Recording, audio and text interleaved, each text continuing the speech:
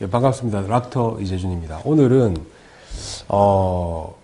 최근 들어서 이제 코로나 때문에 집에 계시는 시간들도 많아지고 그러면서 같이 이제 살이 찌게 되시는 분들이 많습니다. 비만 때문에 굉장히 고민을 많이 하시고, 사실 활동량이 줄어들면 비만이 생길 수밖에 없죠.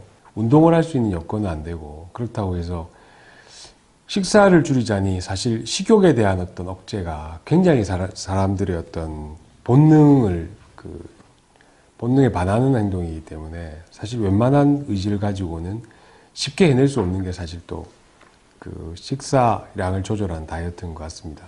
여러 가지 다양한 다이어트들이 많이 나옵니다. 그래서 뭐 요즘 들어서 뭐 덴마크식 다이어트라든지 무슨 뭐 식초 바나나 다이어트 뭐 등등 뭐 굉장히 많은 다이어트들이 인터넷상에 많이 떠돌고 있는데, 사실 그 비만을 예방하기 위한 가장 근본적인 조건은 그거죠. 자기가 먹는 양 칼로리보다는 더 많은 양을 소비를 하면 되죠. 많이 움직이면 되겠죠. 근데 그게 지금 자기 마음대로 잘 되지 않으니까, 저를 예를 들자면은 제가 이제 최근 한 4년에서 5년 정도 동안에 체중 감량을, 여러분들이 이제 저를 오랫동안 보신 분들 아실 거지만 1년 전에 유튜브 촬영 모습과 지금 모습이 약간 좀 차이가 나는 걸 느끼실 겁니다. 그래서 저도 저 나름대로 그 다이어트를 하고 있는데, 저는 이제 약이나 식이는 특별히 하고 있지는 않습니다. 물론 이제 단 음식들을 조금씩 피하는데, 먹는 건 마음대로 먹고 단 그 대신 이제 운동을 조금 더 해서 지금 체중 감량을 거의 한 7kg에서 8kg 정도 했습니다. 그래서 한 4년 정도 동안에 그 정도 된 것 같습니다. 서서히. 그래서 특별하게 몸에 뭐 큰 문제는 없고, 제일 좋은 방법은 이제 운동량을 늘려서 이제 근육량을 늘리고, 근육량을 늘리면서 다이어트를 하는 것이 가장 좋은 방법이죠. 근육량이 기본적으로 늘게 되면, 특히 여자분들은 자기가 어떤 양의 음식을 먹더라도 그게 근육에서 기본적으로 소모시켜주는 역할을 하기 때문에 웬만해서 살이 잘 찌지 않습니다. 그래서 저는 여자분들한테 제일 먼저 근육량을 늘리는 웨이트를 좀 하시라고 권하고, 남자분들은 조금 틀립니다. 남자분들은 그 반대로 유산소 운동을 해서 체중을 감량시키는 뭐 그런 것들이 가장 좋은 것 같습니다. 약물에 대해서 뭐 제가 말씀드리겠습니다. 약은 종류가 지금 뭐 수백 가지 뭐 넘게 나와 있는데, 그 수백 가지 넘게 나와 있는 약들을 딱 세 가지로 분류를 하면은, 첫 번째가 뭐냐 하면은 식욕 억제겠죠. 그래서 이 식욕을 억제하는 것은 이제 우리 뇌의 중추신경, 시상하부에 있는데, 시상하부에 있는 이 흡식 중추, 우리가 뭔가 이렇게 먹었을 때 포만감을 느끼는 이 중추를 자극을 해서 이제 먹지도 않았는데 먹었다라고 그러니까 배가 부르다라고 생각하게 만드는 그런 역할을 하는 다이어트 약이 있습니다. 먹지도 않았는데 배가 부르다라고 느끼는 이 약들은 이제 우리가 포만감을 느끼게 하는 약들인데, 우리가 중추신경계에 작용을 하는 약들이죠. 되게 사람의 식욕이나 이런 것들을 좌지우지하는 호르몬들은 한 20가지 정도가 있다고 되어져 있습니다. 굉장히 많죠. 그 중에서 가장 핵심적인 그 호르몬이 세로토닌이라는 호르몬입니다. 세로토닌이라는 호르몬은 사실 행복 호르몬이라고 이야기하기도 하는데, 이게 이제 나오면 사람이 괜히 기분이 좋아집니다. 뭐 유쾌해지고 뭐 그래서 뭔가 이렇게 먹질 않아도 배가 부르고 뭐 등등 하여튼 그런 역할을 하는데, 이 세로토닌 계열의 약이 이제 포만감을 일으키면서 더 이상 뭘 먹지 않도록 한다. 그래서 제일 많이 쓰는데, 그 세로토닌 계열 말고도 그 아드레날린 계열의 약들도 있습니다. 이것도 사실은 중추신경계에 작용하는 약으로 되어져 있는데, 세로토닌 계열의 약 중에서 가장 이제 많이 쓰이는 약이 벨빅이라는 약이고, 그 다음에 노아드레날린 계열의 약 중에서는 프링이나 리덕틸 같은 그런 약들이죠. 그래서 이제 중추신경에 작용하는 약은 그런 약들이 있고, 두 번째는 이제 대장에서 우리가 뭐 어떤 음식을 먹었을 때 우리 몸 안으로 지방이 흡수되기 전에 대장에서 흡수를 막아주는 약들이 있습니다. 우리가 어떤 지방을 먹었을 때 이 지방이 바로 흡수가 되는 게 아니고, 우리 이 중성지방이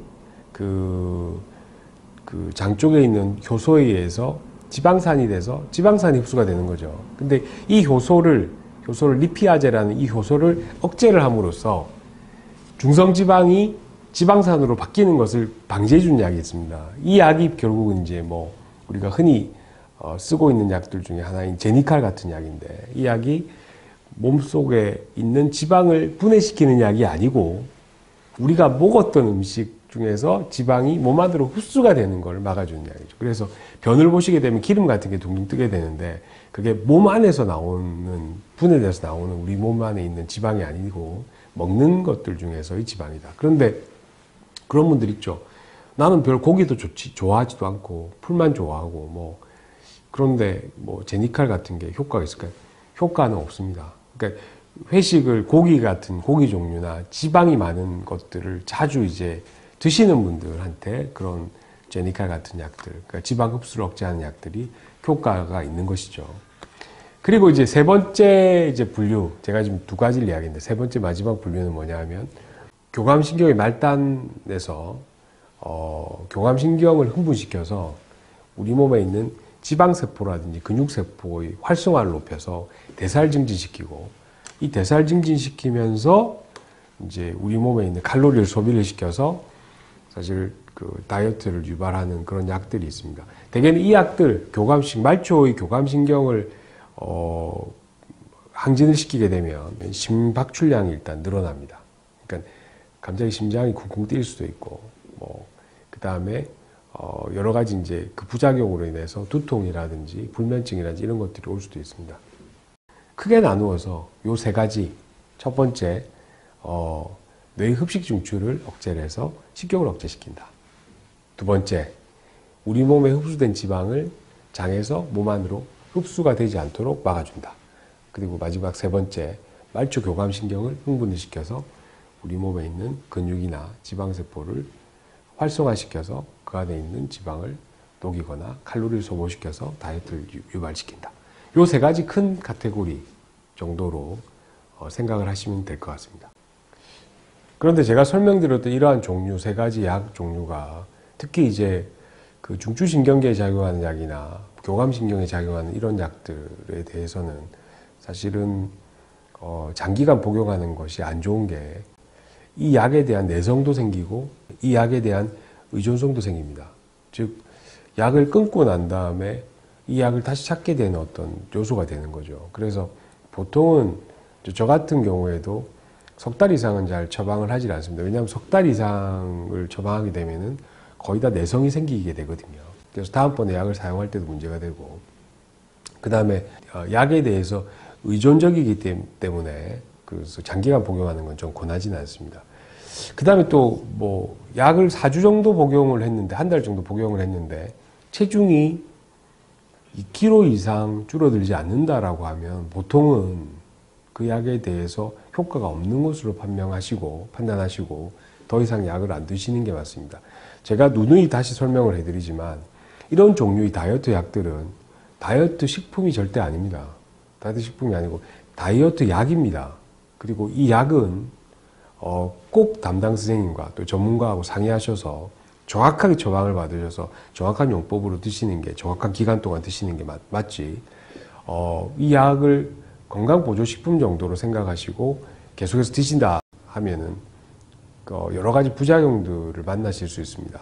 그래서 뭐 두통이나 불면증이나 뭐 심계항진, 빈맥, 가슴이 막 벌렁벌렁 뛴다든지, 안 그러면은 갑자기 기분이 우울해지거나 뭐 갑자기 기분이 좋아지거나 이런 어떤 자신의 기분을 제대로 조절할 수 없는 상황이 된다든지, 그리고 너무 심한 다이어트 약을 사용해서 너무 심하게 급격하게 몸의 체중을 줄였을 경우에는 몸 상태가 다시 정상으로 완전히 돌아올 수 없을 정도로 망가질 수도 있습니다. 특히 이제 콩팥이라든지 비뇨기계라든지, 안 그러면은 여자분들 생식기 계통의 자궁이라든지 난소 쪽 이런 쪽에도 영향을 미칠 수가 있습니다. 그리고 대부분 다 이런 종류의 약들이 그 호르몬하고 연관이 돼 있기 때문에, 그래서 그런 호르몬들이 몸의 다른 어떤 호르몬들과 역할을 해서 여러 가지 문제를 발생시킬 수도 있습니다. 그래서 그 다이어트 약을 함부로 막 드시지 마시고, 약을 드실 때는 꼭 전문가와 상의를 하시고